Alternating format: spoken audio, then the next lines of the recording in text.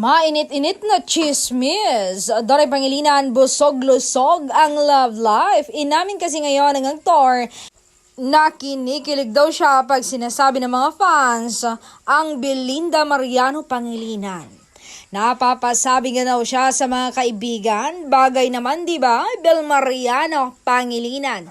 Grabe, ang sarap pakinggan. Hindi nga raw mawala-wala ang mga ngiti ng aktor. Pag pinag-uusapan niya, tila may namumuong mga pangarap sa kanyang utak.